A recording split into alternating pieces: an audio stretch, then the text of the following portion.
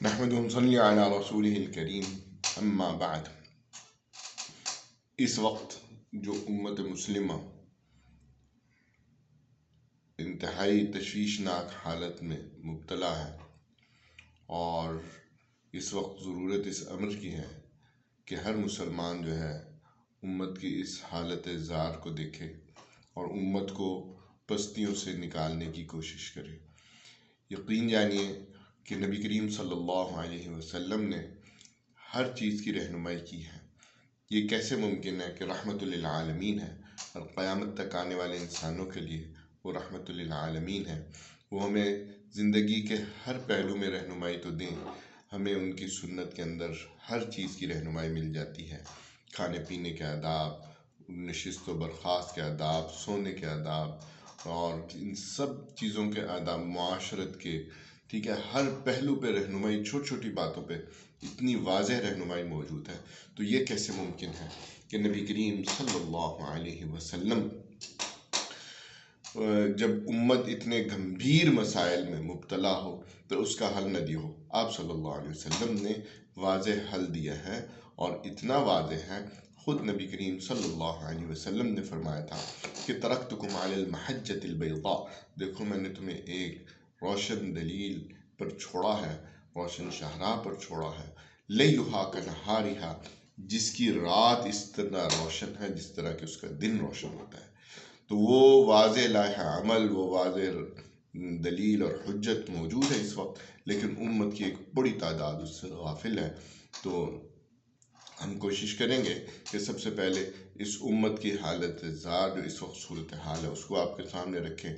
پھر اس کے اصل اسباب جو قرآن و سنت میں بڑے واضح طور پر بیان کیے گئے ان کو ہم سمجھیں، پھر اس کے حل کو سمجھیں، اور پھر ہم بتائیں کہ یہ امت واقعتاً اب بھی اس امت کے اندر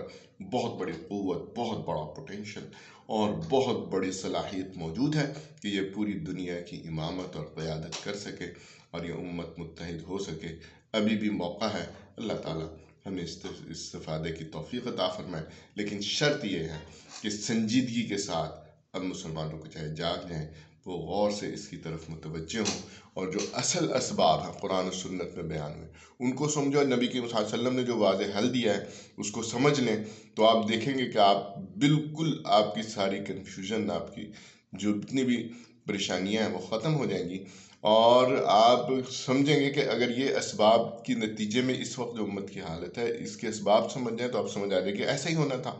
اور پھر اگر نبی کریم صلی اللہ علیہ وسلم جو حل بتایا ہے اس کو اگر آپ سمجھ لیں تو آپ کہیں گے کہ یار ہم نے اس طرف تو کبھی سوچا ہی نہیں، اتنی واضح رہنمائی موجود تھی تو ہم نے ان آیات اور ان احادیث کو کبھی پڑھا ہی نہیں، دیکھا ہی نہیں، تو اس نقطۂ نظر سے ہم نے نہیں۔ تو آئیے میں آپ کو دعوت دیتا ہوں کہ آپ ترتیب کے ساتھ